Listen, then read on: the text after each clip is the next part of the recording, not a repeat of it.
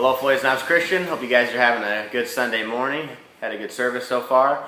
I'm coming to you from my couch here at my apartment in Redondo Beach. So I know you guys, the whole shaky holding the camera right in front of me, I'm sure it was a little tough to watch. So my TV experience is already paying off with a nice still shot here. So eventually I'll get to the point where some of my examples don't involve the game of golf, but when you love the game of golf so much, a lot of things seem to make sense when I'm watching it, and there's a lot of spiritual tones that I see and what people say, and a great example of that was Ernie Els this weekend.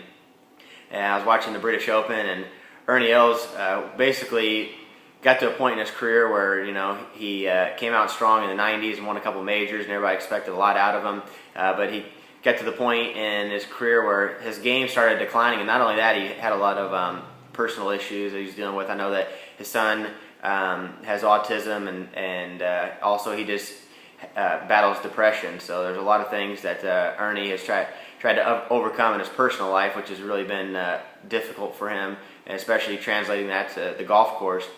Well, he ends up winning the British Open, birdies the last hole, and afterwards he sat down with ESPN's Tom Rinaldi, and they had a discussion. I thought it was great because Tom said, you know, Ernie, a year ago I was sitting in your house and you told me that you felt lost.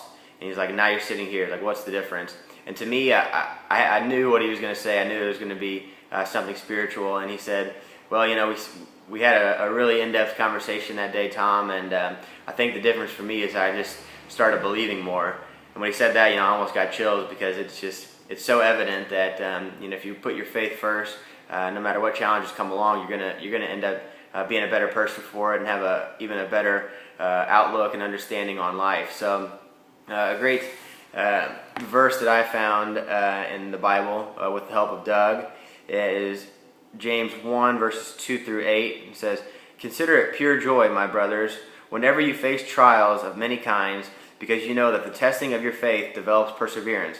Perseverance must finish its work so that you may be mature and complete, not lacking anything. If any of you lacks wisdom, he should ask God, who gives generously to all without finding fault, and it will be given to him. But when he asks, he must believe and not doubt, because he who doubts is like a wave of the sea, blown and tossed by the wind.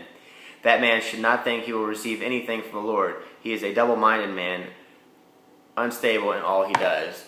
And I think that this is a great verse because it basically says, consider it joy to have a trial where you can face a low point in your life, but you can use your faith in the Lord to have him show you a way to an even greater high than you really thought that you were going to be at originally. And through that, it also says, you know, you develop perseverance so that you may be mature and complete and not lacking anything. So experiences in life where things don't go your way or there's disappointment really help you to mature and become a more well-rounded person that understands how God is working in everybody's life around you. So, and another part of that verse is that says, "But when he asks, he must believe and not doubt." So when you get into a hard time, make sure that when you're praying to the Lord and trying to walk in his path, that you're doing it with a purpose, to where you know